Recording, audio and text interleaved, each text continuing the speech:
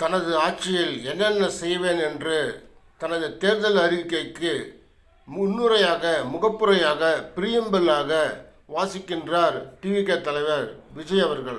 இதெல்லாம் முற்போக்கான மிகவும் அட்வான்ஸ்டான திட்டங்கள். கூர்ந்து கவனித்து பாருங்கள், ரிப்பீட்டடாக பாருங்கள். ரொம்ப இம்பார்ட்டண்ட்டான திட்டங்களை சொல்லியிருக்கார் அவர். என்னன்னு சொன்னோம். இப்போ அதனுடைய கண்டினியூஷனா சில விஷயங்கள் இங்கே நான் சொல்லணும்னு ஆசைப்படுறேன்.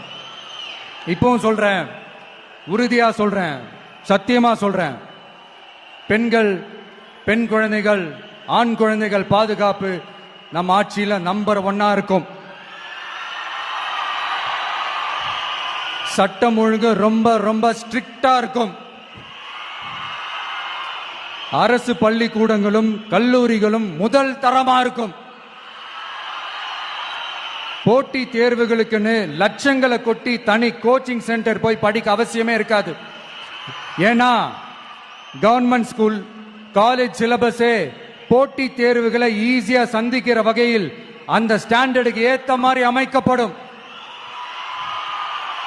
உயர்நிலை பள்ளி பாடத்திட்டங்களிலேயே அடிப்படை அரசியல் சாசன சட்டம் சேர்க்கப்படும். மாநில மற்றும் ஒன்றிய அரசு அலுவலகங்கள், வங்கிகளின் செயல்பாடுகள் மற்றும் அவற்றை அணுகும் முறை குறித்து மாணவர்களுக்கு தெளிவான புரிதலை ஏற்படுத்தும் வகையில் தேர்வுகள் அற்ற செயல்முறை பாடமாக கற்பிக்கப்படும். இந்தியா முழுக்க உள்ள ஒன்றிய அரசு சார்ந்த கல்வி நிலையங்கள் மற்றும் அதன் சேர்க்கை அட்மிஷன் குறித்து புரிதலும் தெளிவும் மாணவர்களுக்கு உருவாக்கப்படும். அனைத்து அரசு பள்ளிகளிலும் பெண் குழந்தைகளுக்கு சுத்தமான, சுகாதாரமான மற்றும் தரமான கதவுகள் பொருத்தப்பட்ட ரெஸ்ட் ரூம்கள் அமைப்பது உறுதி செய்யப்படும். போதைப் பொருட்கள் இல்லாத தமிழகம் உருவாக்கப்படும். மாவட்ட கலெக்டர்கள் மற்றும் எஸ்பிக்களில் சரி பாதி பெண்களாக இருக்கும்படி செய்வோம்.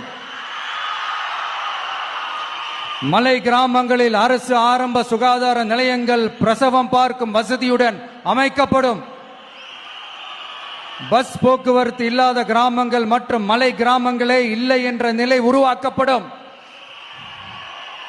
ஏற்கனவே அமைப்பு சாரா தொழிலாளர்கள் அமைப்பு இருந்தாலும் ஆட்டோ, டாக்ஸி மற்றும் லாரி டிரைவர்களுக்கென அவர்களின் நலன்களுக்காகவும் குடும்ப நலன்களுக்காகவும் தனியாக நல வாரியம் அமைக்கப்படும்.